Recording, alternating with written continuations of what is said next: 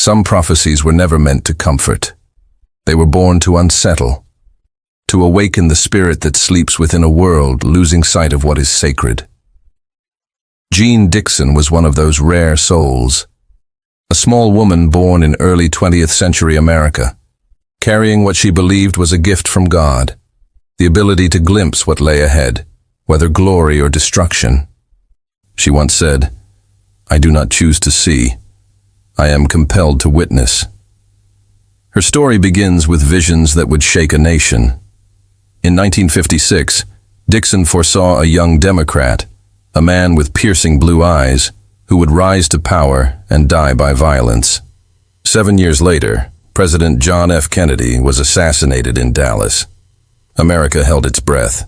The woman once dismissed as a fortune-telling curiosity had suddenly become a prophet of impossible accuracy. Then came 1962. Marilyn Monroe, adored by millions, was found dead under mysterious circumstances. Dixon had warned of a woman radiant as flame, consumed by her own light. And again, destiny matched her words with haunting precision. When Dixon warned of a plot against the Pope in 1965, people laughed, until a man lunged at Pope Paul VI with a knife and was stopped only seconds before striking. It was no longer superstition. It was a pattern that defied reason. Her predictions, so exact, so improbable, lifted her from the pages of tabloids into the historical memory of a shaken America. But among the hundreds of prophecies she left behind, one was quietly buried, locked away for decades. It was said to be her darkest vision, a revelation about the man of gold, who would rise bathed in light, adored by the masses, yet shadowed by invisible hands guiding his every move. The tone of her writing in those pages is different, fragile, almost trembling. She spoke of a symbol of pride and power, of gold and mirror, of false light concealing true darkness. No one could make sense of it. Yet when Donald Trump appeared on the political stage, those forgotten phrases began to echo like a warning resurfacing from time itself. Dixon never saw people simply as individuals. She saw them as symbols. To her, every powerful figure was a mirror held up to humanity's faith. "When the world loses belief," she once said, "God sends a reflection of what mankind has chosen to worship." It could be salvation, or the final temptation. And in that hidden manuscript, Dixon left one line that chills even now. "The one bathed in gold will bring light to the blind, but the darkness in his heart will dim the sun." Today, it's easy to draw conclusions, to attach names, faces, and slogans.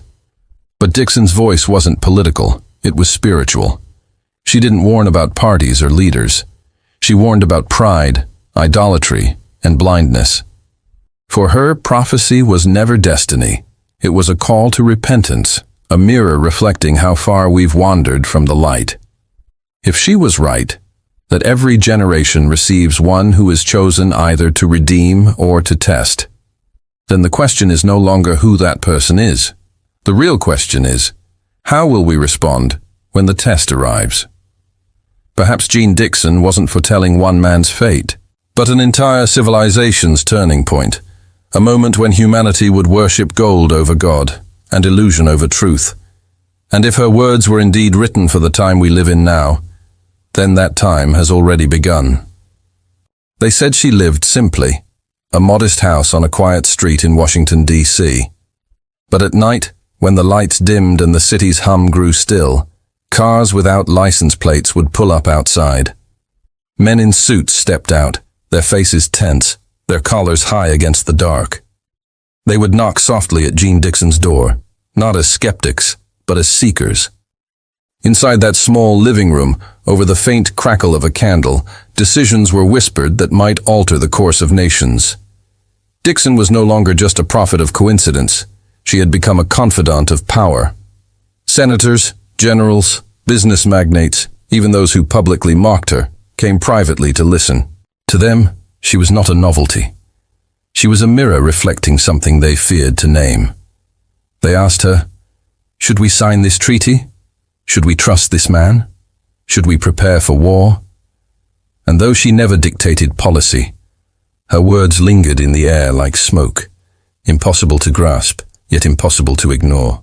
Imagine it, a senator's aide waiting nervously in the hallway while his superior sat across from Dixon, hands clasped, hearing her describe a future that hadn't yet unfolded. No cameras, no reporters, only the low voice of a woman who claimed she could see beyond time. "You will have victory," she once told a politician, "but it will cost you your soul."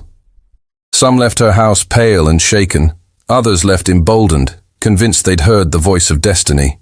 These encounters were never recorded, yet they became legend. People said she'd been consulted during moments of international tension, that her visions once reached the Oval Office itself. Whether that was truth or rumor didn't matter. What mattered was how her influence felt. Invisible, inescapable, like a prophecy whispering through the corridors of power. Was it faith that drew them, or fear? For Dixon, the two were never separate. She believed God allowed her to see what others refused to believe. And in those visions she saw that every empire, from Babylon to Rome to modern America, carried within it the seed of its own collapse. "The proud do not see the fall," she wrote. "They are blinded by their own light until the darkness claims it." To those who sat before her, she offered no comfort, only choices. She described futures like mirrors, showing each man not what would happen, but what would happen if he continued on the path he had chosen. That was the secret of her gift, not prediction, but reflection. And yet, among all her private warnings, one image returned again and again. She called it the Tower of Gold, a shining monument to ambition, rising higher than reason, shimmering with wealth and pride. It was a vision that came to her in prayer, she said. A tower standing against the heavens, defying them. At its base, shadows writhed like serpents, and from above, lightning gathered. For years, she never understood what it meant. But decades later, when a certain name began to appear on towers across the world, etched in golden letters that caught the sun, some of her followers began to wonder if the vision had finally taken form. Dixon herself never mentioned Donald Trump by name, but those who studied her journals after her death found cryptic lines that seemed to circle him like a storm drawing near. One entry read, "A builder of towers bathed in gold will rise when the eagle sleeps. His crown will be won not by birth but by spectacle." Spectacle. The word glows like a warning. For Dixon, pride and illusion were twin serpents, and she believed both would one day coil around America's heart. If she was right, then what began as political theater might one day become spiritual reckoning. Not because of one man, but because of what that man represented. So, if you were in that silent room, if Jeane Dixon turned to you, her eyes fixed on something beyond this world, would you want to hear what she saw for your future? Or would you prefer not to know at all? As Jeane Dixon's health began to decline in the late 1970s, her visions grew sharper, as if the veil between what was and what would be had thinned. In those final years, she often spoke of a figure wrapped in gold light. Not a king, not a priest, but something in between. A man adored by millions, yet bound by forces he could neither see nor control. She called him the Golden One, and those who listened to her believed she meant far more than wealth or fame. In her journals, she described this vision in fragments. "I saw a man standing upon a shining tower, his hand raised to the sky. The people rejoiced, but shadows behind him moved as if alive. Gold, to Dixon, was never just color. It was a warning, a symbol of false salvation, light that blinds rather than reveals. The devil, she once told an interviewer, does not come in darkness, he comes wrapped in gold." Years later, her followers would find another entry dated 1979. "A leader will rise when the eagle sleeps. His voice will shake the nations. He will promise to make the republic great again, but in his reign, the serpent of division shall awaken." When those words resurfaced decades after her death, they struck like thunder. "Make the Republic great again." Nearly identical to the slogan that would dominate American politics almost 40 years later. Was it coincidence, or prophecy unfolding quietly beneath the surface of time? To those who believe in patterns of divine warning, Dixon's imagery felt unmistakable. The sleeping eagle represented a weakened America, proud, yet vulnerable, its spirit dulled by comfort and arrogance. The golden tower symbolized a nation building its identity on glitter rather than grace. And the man within it, radiant yet restless, was the reflection of that same flaw, human pride dressed as destiny. Dixon wrote that this golden figure would emerge in an age of confusion, when truth itself would lose its shape. "In that time," she wrote, "words will have two meanings, mirrors will tell lies, and men will kneel before the image of themselves." Her sentences read more like scripture than prediction, both poetic and painful. She saw a world intoxicated by image, where belief becomes theater and theater becomes belief. Yet even as she warned of delusion, Dixon did not condemn. She said that such figures are permitted by God, not to destroy, but to test. "Through the false light," she wrote, "the true light is revealed." That was the mystery of her prophecy. What seems like doom may be the beginning of awakening. The golden one in her eyes might bring chaos, but through that chaos, faith would either die or be reborn. She saw America as a spiritual battlefield. The towers, the eagles, the gold. These were not symbols of politics, but of the soul. And in that battlefield, each citizen would have to choose to follow the glitter of pride or the quiet fire of truth. When Trump rose to global prominence, the old pages of Dixon's notebook began to circulate among researchers and pastors. Some claimed she had foreseen him as a chosen vessel, a disruptor sent to expose corruption and restore divine order. Others believed he was the warning itself, a reflection of the division and arrogance festering within the Republic. But Dixon's own words never picked a side.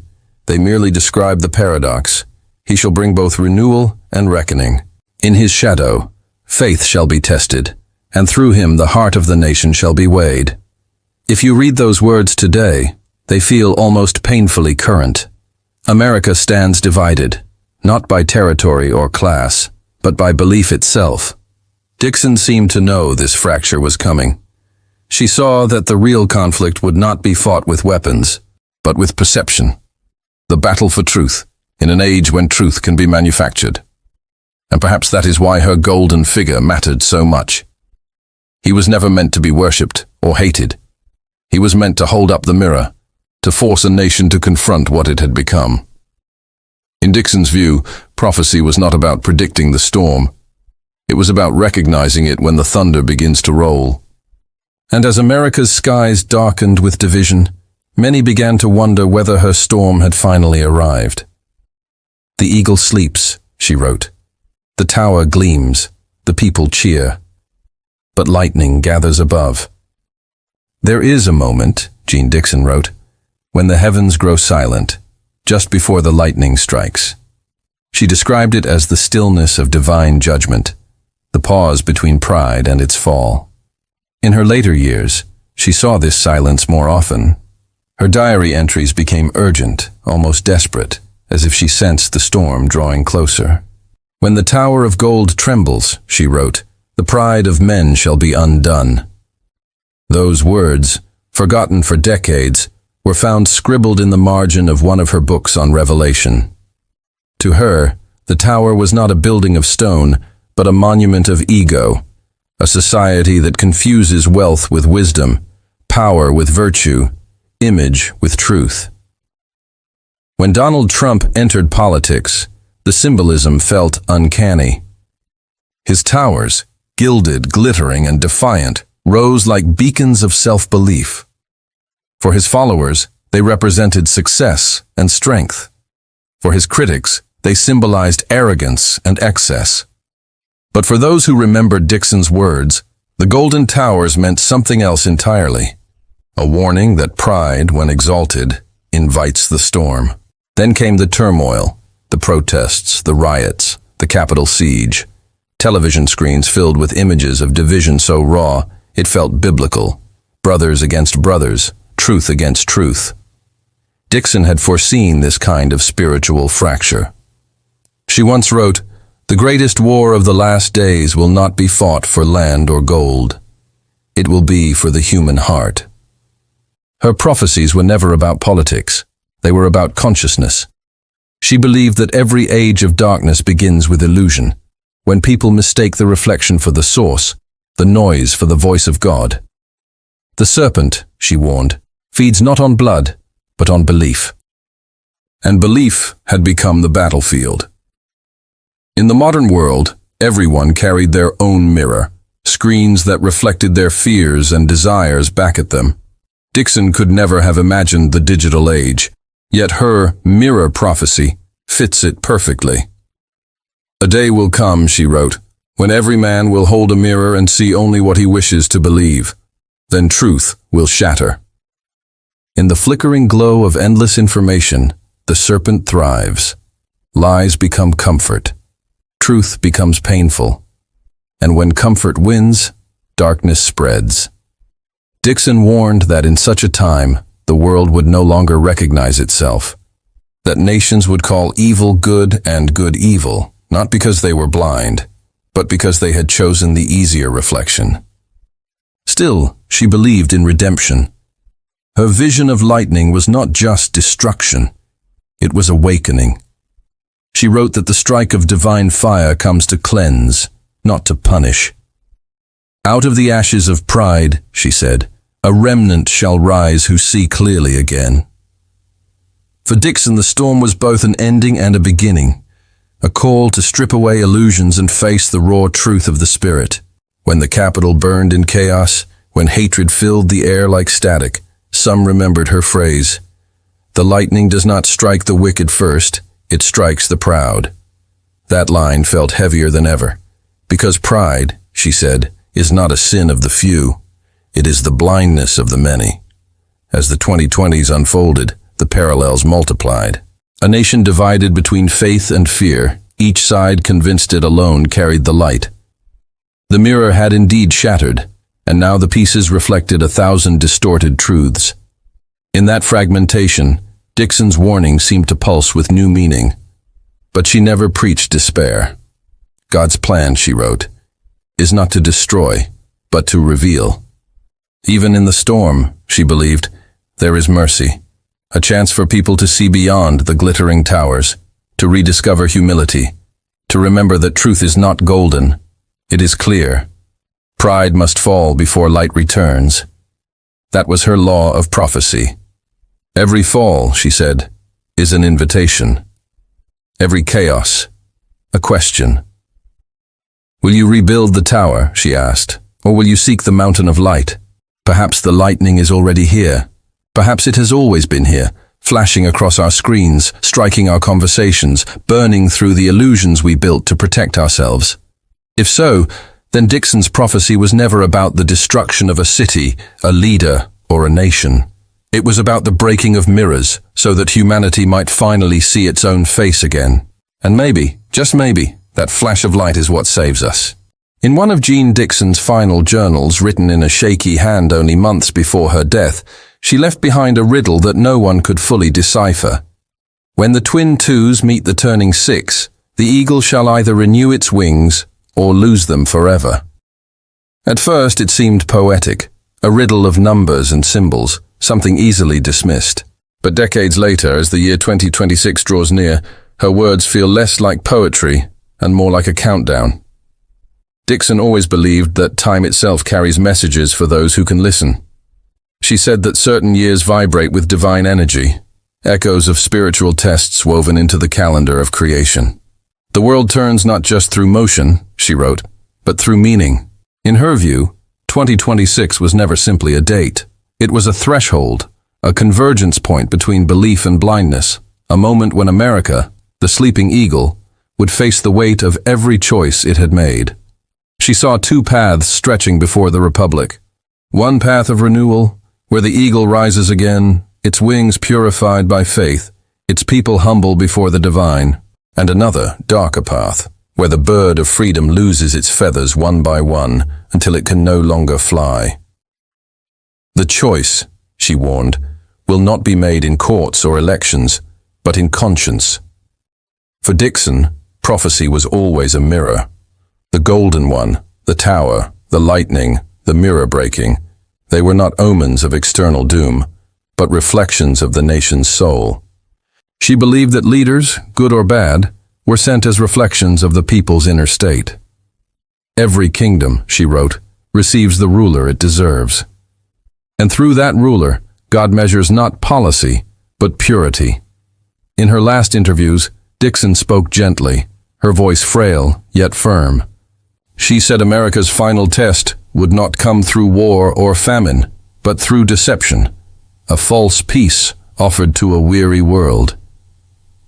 They will hunger for truth, she said, but they will be fed with comfort, and many will call it salvation. It was a chilling thought, that humanity might choose illusion over awakening, not out of evil, but out of exhaustion. And yet, within that darkness, Dixon saw a glimmer of hope. After the breaking, she wrote, a new reflection shall form, born of pain, but clear at last. She envisioned a generation who would see through the lies, who would no longer chase the glitter of the tower but seek the quiet radiance of truth. The light, she said, will flicker, but it will not die, unless the people let it. Those words feel strangely intimate now, like a whisper from the past reaching into our present moment. We live in the age she described, an age of noise without understanding, of endless mirrors reflecting nothing but ourselves. Truth feels fragile, faith feels optional, and unity feels impossible. But maybe this is the very moment she saw, the point where the eagle must either rise or fall. Her final prophecy, when read with trembling care, was not about destruction, but about decision. The world will follow whichever path America takes, she warned, not out of pride, but because she believed the United States had been chosen, imperfect, flawed, yet destined, to set a spiritual example. If the eagle renews its wings, she wrote, hope will follow. If it falls, the shadow will spread across all nations. The question remains, what does renewal look like in a world that no longer recognizes truth? Dixon's answer was both simple and profound. Renewal begins when man no longer worships the image of himself. To her, that was the meaning of 2026, the year of decision. And so the story circles back as prophecies always do. The golden tower still stands. Lightning still flickers across the sky, and the mirror still waits to be repaired. Dixon's voice, carried by time, is not shouting, it's pleading. She never told us to fear the future. She told us to see it. If her words were meant for any generation, it is surely this one. Because prophecy, she said, is not a threat, it's a lifeline. It exists not to dictate fate, but to invite change. And that invitation remains open. Perhaps in the quiet of our own reflection, we can still choose. Between pride and humility, between illusion and truth, between the tower of gold and the light of God. Because in the end, as Jeane Dixon herself once whispered to a friend in her final days, the eagle's wings are made of faith. Without it, even the sky will fall.